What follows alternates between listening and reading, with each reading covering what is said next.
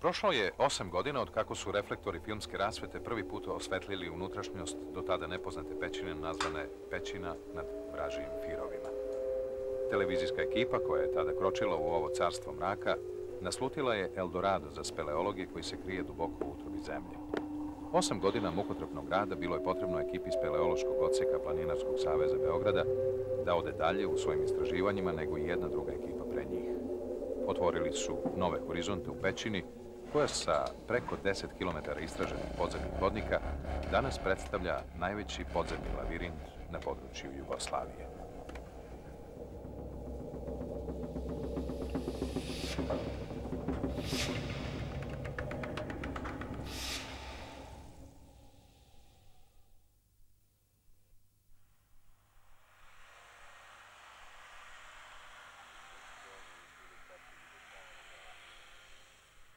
Nije lako stići do zaseoka Đalovići na Pešterskoj visoravni.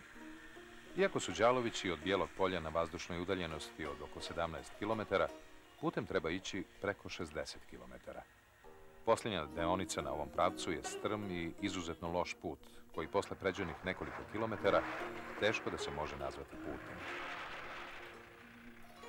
Posle dužih kiša, ova deonica skoro da je neprohodna, osim za terenska vozila, dok zimi snežni smetovi odsecaju ceo ovaj kraj od ostatka sveta.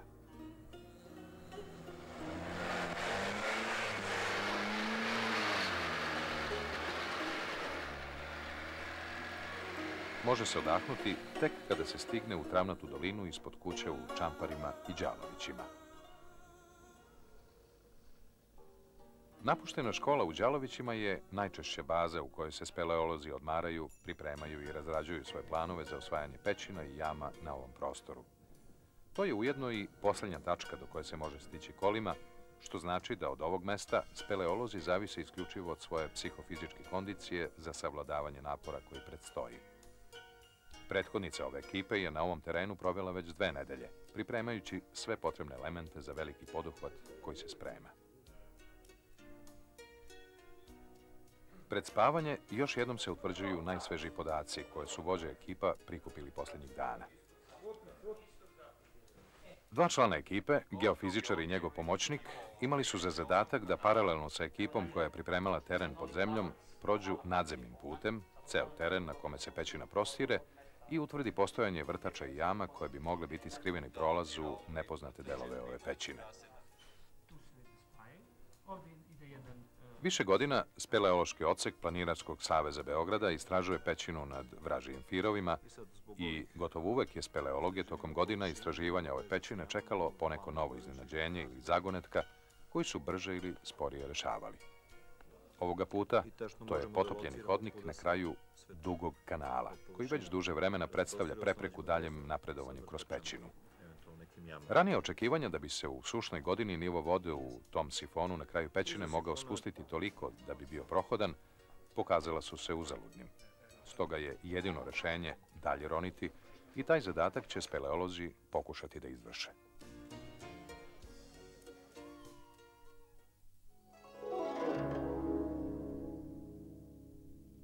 Kao što stvaranje izuzetnih umetničkih dela traži određeni stepen tajnovitosti i posvećenosti, tako i priroda svoja najlepša dela stvorila daleko od čovekovih očiju.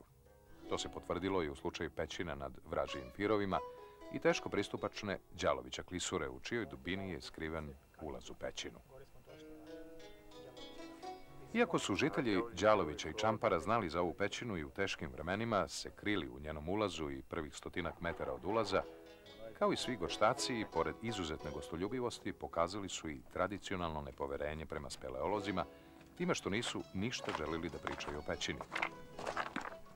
U ovim krajevima je poznato da se te informacije čuvaju kao porodična tajna i prenose sa kolena na koleno, jer se nikada ne zna kada bi opet pećina nekom mogla zatrebati kao sklonište. Tek kada su saznali da je otkriven, inače skriveni ulaz u pećinu, priznali su da znaju dosta o njoj i ispričali speleolozima dragocene detalje vezane za cikluse isticanja voda iz pećine i drugih otvora u njenoj blizini.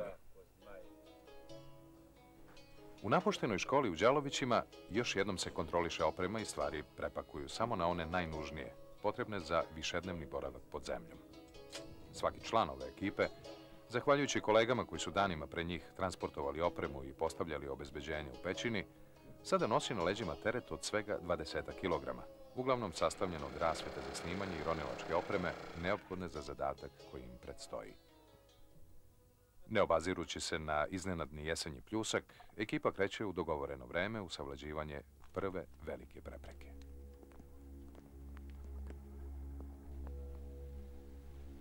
U krševitoj, bezvodnoj i slabo nastanjenoj površi ponornice Bistrica je usekla preko 500 metara duboku Đalovića ili podvršku klisuru, koja je zbog prirodnih retkosti i lepota pod zaštitom države. Nije lako spuštati se 2 kilometra nagibom od 50 stepeni, krećući se kroz teren gde ne postoje ni kozije staze. Mnogi istraživači su pretpostavili postojanje pećinskih kanala između obližnjeg Pešterskog polja i Đalovića klisure, jer su vode sa nekadašnjeg jezera na Pešterskom polju i ponornice Boroštice prvo površinski, a posle i podzemno oticale u pravcu klisure. Ta voda je u podzemnim kanalima mehaničkim i hemijskim radom stvorila kanale ove pećine. Spuštanjem do dna klisure put vodi dalje suvim koritom Bistrice uzvodno do Vražijih firova. Poslednja prepreka pred ulazak u pećinu je strmi greben koji sakriva ulaz u pećinu.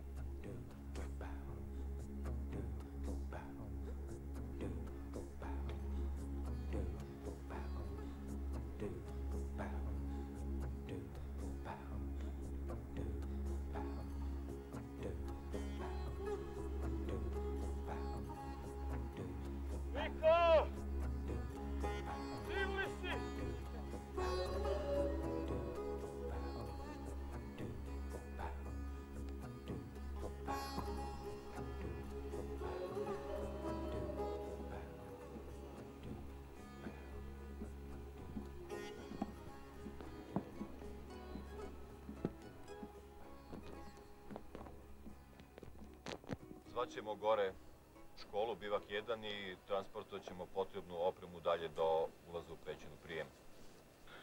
Nama je ovde još potrebno da agregat ovaj manji donesete pred pećinu. Trebalo bi nam još karbida, s obzirom da ne znamo u bivaku 1 i 2 u pećini kakva je situacija sa karbidom, pošto je drugo stajao da nije ovlažen. Mi računamo da ćemo za 1 sat da uđemo u pećinu. Prijem. Srećno, sve najbolje. Hvala vam. Na levoj strani klisure nalazi se nekoliko erozionih lonaca, koji deluju veoma impresivno u vreme velikih kiša i otapanja snega, jer u njima voda ključa kao u virovima. Stoga celo ovo mesto meštani zovu Vražiji firovi, te je pećina, čiji se ulaz nalazi u amfiteatralnom proširenju iza ovoga prostora, i zvanično nazvana pećina nad Vražijim firovima. U poslednjem kampu pred ulazak u pećinu, članovi ekipe pune sa vodom iz virova karbidne lampe, svoj osnovni i najpouzdaniji izvor svetla. Pošto su 7 članova ekipe koji imaju zadatak da stignu do kraja sačekali da se i poslednji delovi opreme prebace do ulaza, avantura počinje.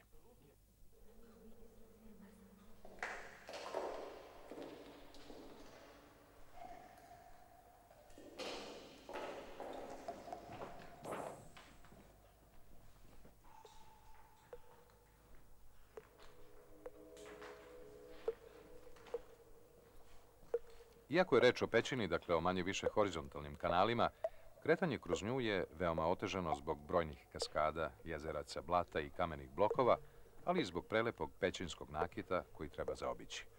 Speleolozi imaju pravilo da ništa od zatečenog stanja i nakita ne diraju, tako da se u nekim delovima pećine, gde je i na podu puno pećinskog nakita, speleolozi obično kreću bukvalno u stopu jedan za drugim. Prva deonica pećine od ulaska do raskrsnice, nazvane Slavija, dugačka je 600 metara i predstavlja povremeni sifon koji se puni vodom u doba velikih kiša i otapanja snega. Prvim istraživačima, momcima i devojkama iz speleološkog odseka Planinarskog saveza Beograda, prvi metri pećine su se zaista činili kao put u pakao. Narod koji je zalazio samo u ovaj deo pećine, očigledno nije bez razloga erozione lonce nazvao Vražiji firovi. Teško je prilikom prvog boravka na ovome mestu oteti se utisku da bi svakoga časa odnekud iz tame i dubine mogao iskočiti nekakav đavo i poželeti dobrodošlicu u pakao.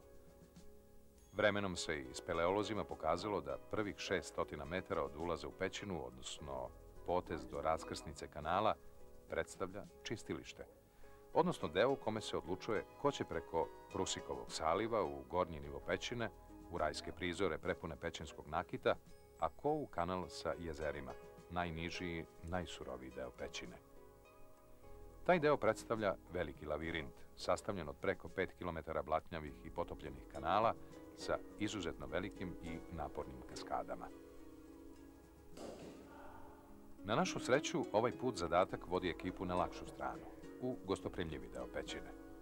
Međutim, i ovoga puta pećina je priredila neprijatno iznenađenje u vidu visokog nivoa vode u ulaznom delu.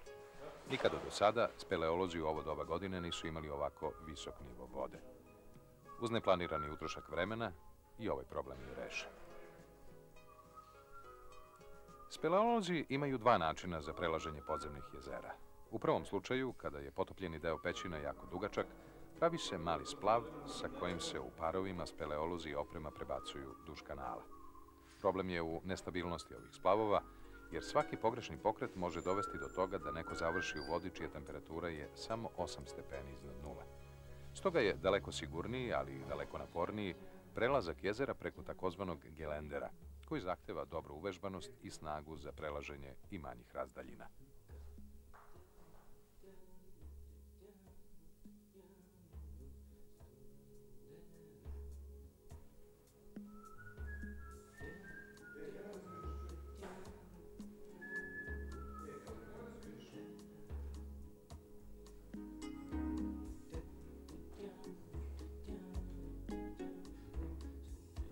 Polako.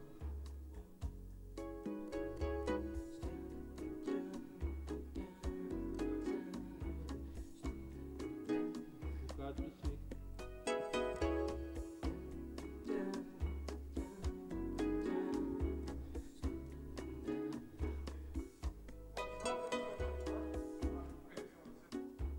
Vreme potrebno za nastajanje pećinskog nakita meri se hiljadama godina. Najveći stalagmit u pećini visok je 18 metara. Pri prolasku pored neverovatnih oblika pećinskog nakita nema vremena za uživanje.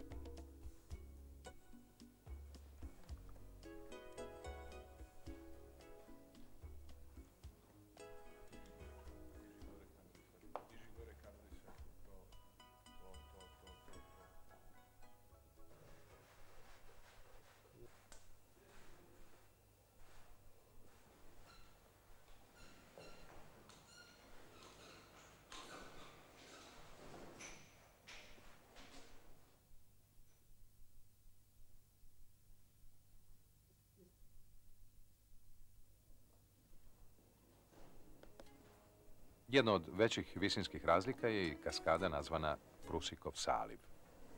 Kada se čovjek nađe u ovakvom ambijentu, teško je da se ne seti raznih bajki i naučno-fantastičnih priča, dok nestvarni oblici koje je samo priroda mogla da stvori promiču jedan za drugim.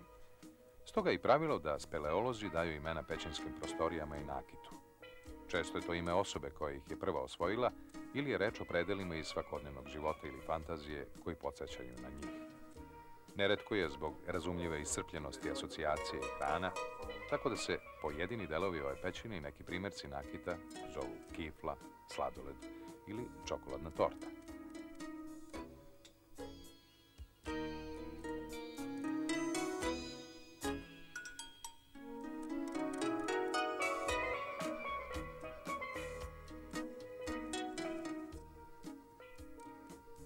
Presijavanje kristala kalcita pod slabim svetlom često stvara utisak dragulja koji svetlucaju sa zidova pećine.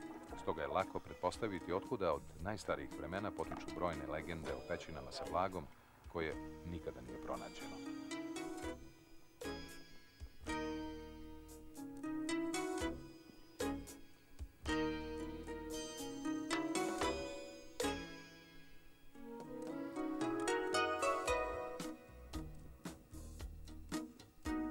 Iznad pećine je 500 metara planinskog masiva, ali čak i u večitom mraku postoje neki oblici života. Ovo je vrsta triglofaune, zove se Antroherpun, živi po pećinama i jamama duboko pod zemljom. smeta mu svetlost i uglavnom se kreće po mestima koja su vlažna.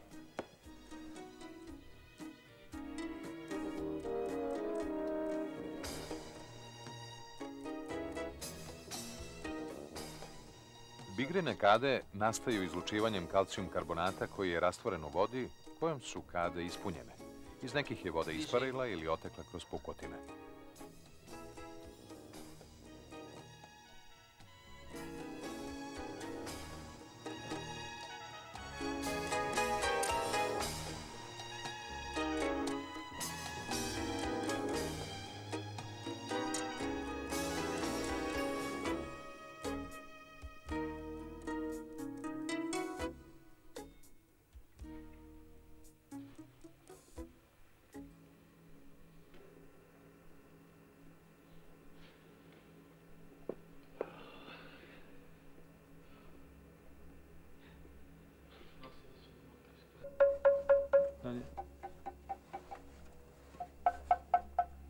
Na draperijama koje se spuštaju sa zidova pećine, zahvaljujući vazdušnom stubu koji se nalazi u svakoj od njih, neki muzikalni speleolog mogao bi odsvirati zanimljivu melodiju.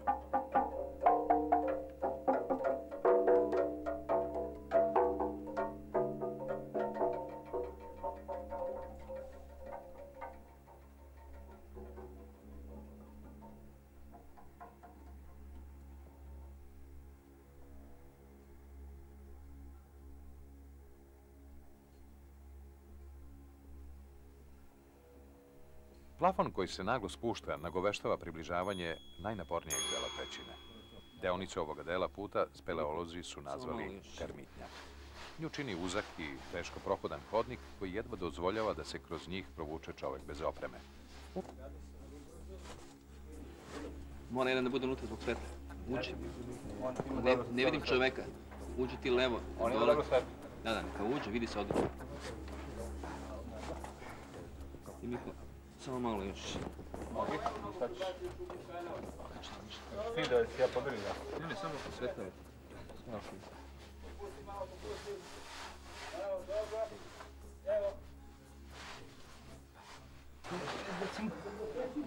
Samo mi napravi malo veći razmak.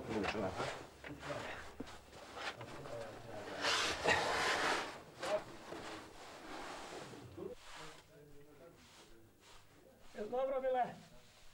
Si izašao? Ima mesta za mene?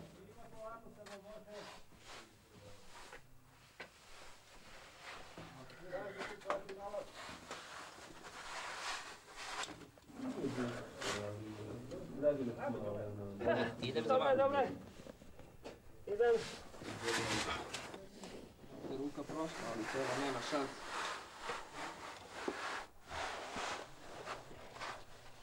Gasi mi se lampa.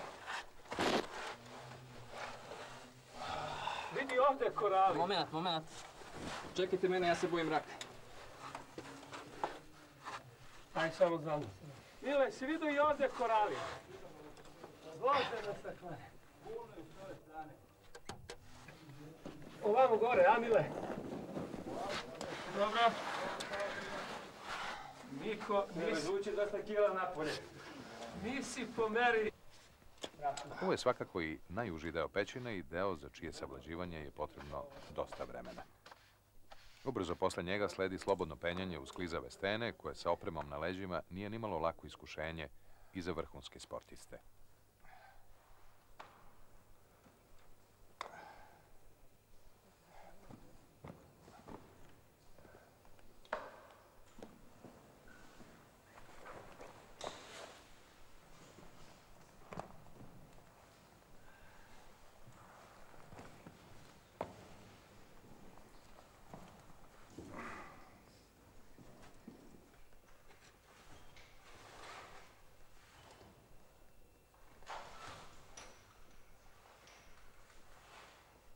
Može prođe.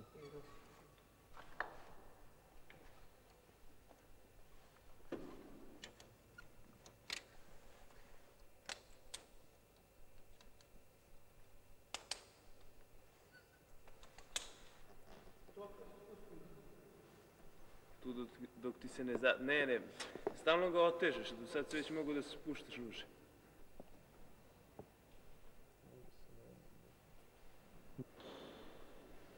Konačno se dolazi i do Velikog saliva, posljednje velike prepreke posle koje speleolozi nameravaju da podignu kamp. Iako ih do Sifona koji nameravaju da prerone deli svega 2 sata hoda, umorna od celodnevnog napora ekipa će prenoćiti kako bi sutradan nastavila do Sifona i obavila ronjenje. Pripremaju se šatori, podmetači, vreće za spavanje i topla garderoba, jer na ovom mestu temperatura vazduha je oko 10 stepeni Celzijusovih, a vlažnost je preko 90%. Biće tu i toplih napitaka spremljenih na primusu, maksimalan komfor u datim uslovima.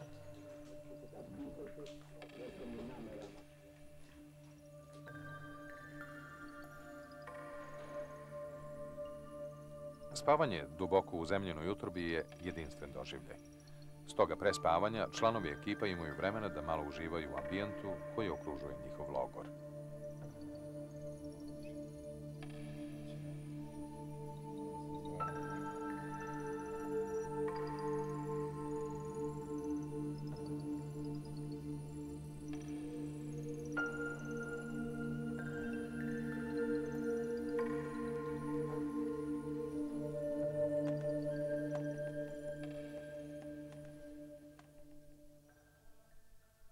Da je došlo vreme za ustajanje, određuje se samo na osnovu ručnih časovnika, jer duboko ispod zemljene kore u svetu bez sunca ne postoji ni jedan drugi parametar na osnovu koga bi moglo da se zaključi šta se zbiva u spoljnom svetu.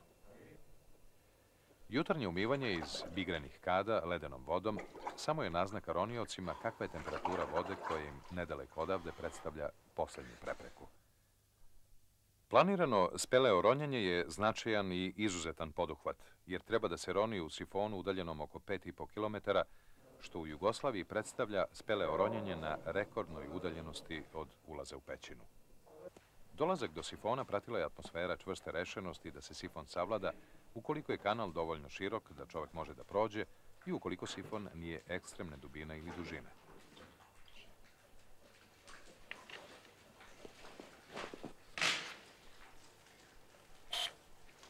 Zadržamo se najviše 20 minuta i za to vreme računamo da će imati potrošnju 40 litara u minuti, to je 800 litara.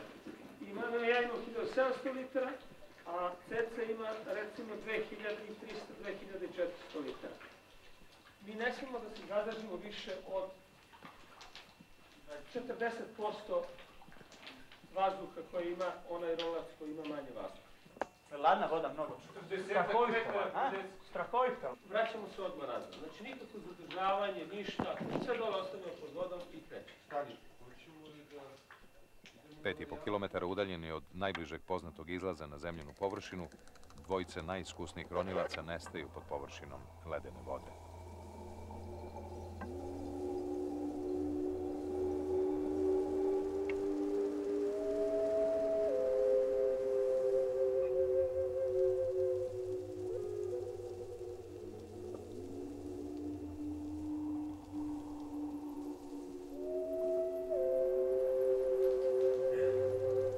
Zabrinuto osluškivanje zvukova i pogled upereno u Sifonsko jezero u pravcu u kome je posljednji put viđen odbljesak svetla ronilačkih baterija, pomešan je sa podsvesnom željom da se ne ispoštuje dogovor o dužini boravka pod vodom, jer bi to značilo da iza Sifona ima još pećinskih kanala.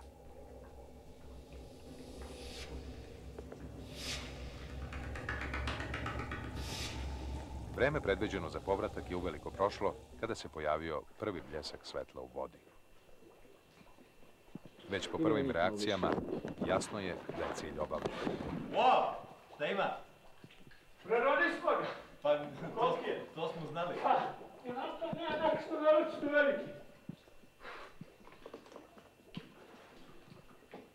Jesu bile iza one? Da ima dalje. Koliki je? Pa širi se, veliki je. Naišli smo na jednu samo finu odaju sa bogatim nakitom, a onda smo desno naišli na jedan tok reke. U svakom slučaju, probili smo. Međutim, roniocima nije dovoljno što je pronađen dokaz da se pećina dalje nastavlja na suvom. Rezervne boce sa vazduhom iskoristit će za ispitivanje podvodnog račvanja i protoka podzemnog toka na koji su naišli. Znaš šta, ajde onda ti uđi, to su 10 metara i veži ga. I čekaj, ja dolazim. Kakav je sad plan? Što imate sad u planu? Koliko ima kraka? Sad ćemo da krenemo. Daj mi čisto. Generalno smo išli leo, znači ulazak ovdje u sifon pa leo. Koliko ima krakova? Ali ima još jedan krak. Ima još jedan krak koji se nastavlja pravo. Normalno, odnosno na nas sada, sad ćemo pokušati proći od njih kanala.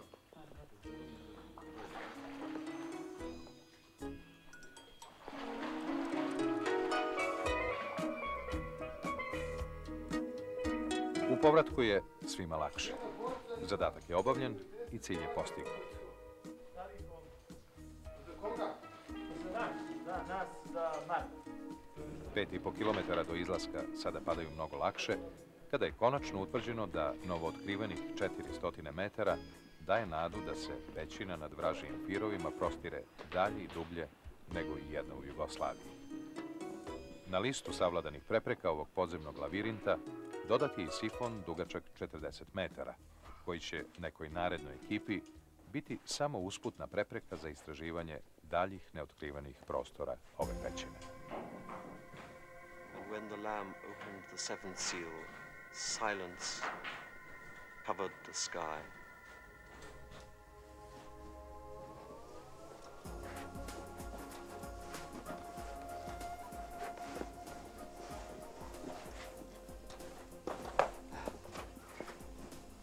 Ekspedicija koja je imala zadatak da ispita pećinu pod vražijim pirovima u trajanju od 27. avgusta do 6. septembra ovog momenta je završila svoj rad posle 50 sati boravka u pećini. Ekipu je sačinjavalo 25 članova, da bi 7 članova ekspedicije uspjela da uradi ono što mnogi pre nje nisu. Pećina pod vražijim pirovima se dugo nije dala. Došlo se do sifona koji je bio stalna prepreka daljim istraživanjima.